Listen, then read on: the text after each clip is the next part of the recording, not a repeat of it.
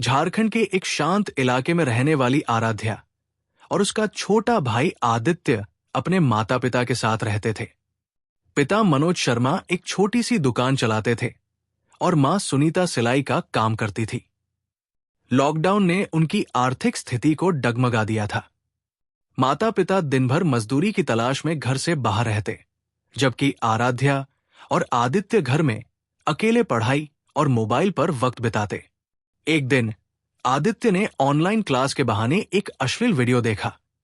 वो उत्तेजित हो गया, लेकिन डर के मारे किसी से कुछ न कह सका। उसी रात उसने गलती से वो वीडियो आराध्या के फोन पर भेज दिया। आराध्या ने जब वीडियो देखा तो उसका दिल धड़कने लगा। वो समझ नहीं पा रही थी कि इन भावनाओं से कैसे निपटे। दोनों भाई बहन के बीच अजीब सी खामोशी छा गई। एक दिन जब आराध्या नहाने के बाद कमरे में तौलिया लपेटे खड़ी थी, आदित्य ने उसे देख लिया। उसकी नजरें उसके शरीर पर टिक गई।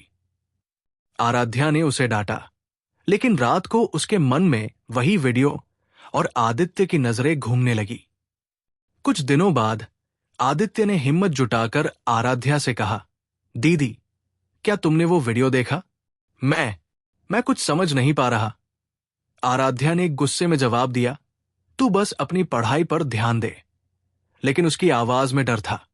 एक शाम जब माता पिता देर से लौटे, आदित्य ने आराध्या के कमरे का दरवाजा खटखटाया। दीदी, मुझे डर लग रहा है, क्या तुम साथ सोओगी? आराध्या ने उसे अंदर आने दिया। उस रात दोनों ने वही वीडियो फिर से देखा और भावनाओं के आगे हार मान ली। 3 महीने बाद आराध्या का पेट उभरने लगा। सुनीता ने पूछा, बेटी, तू ठीक तो है? आराध्या ने झूठ बोला, मां, लॉकडाउन में ज्यादा खा लिया। लेकिन जब पेट और बढ़ा तो सुनीता ने डॉक्टर के पास जाने पर जोर दिया।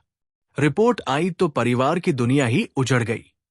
मनोज ने गुस्से में आदित्य को थप्पड़ मारा, तूने ये क्या कर डाला?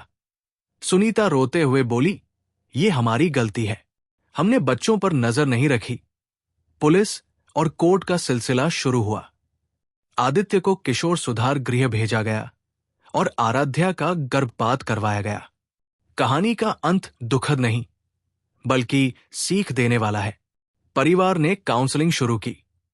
आराध्या ने स्कूल में सेक्स एजुकेशन वर्कशॉप ज्वाइन की और आदित्य ने सुधार गृह में पढ़ाई पर ध्यान दिया।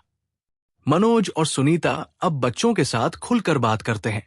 कहानी का संदेश, माता पिता की जिम्मेदारी, बच्चों की ऑनलाइन गतिविधियों पर नजर रखें।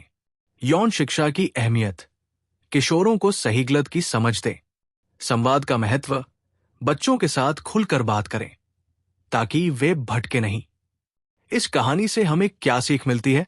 माता पिता को अपने बच्चों की गतिविधियों पर ध्यान देना चाहिए।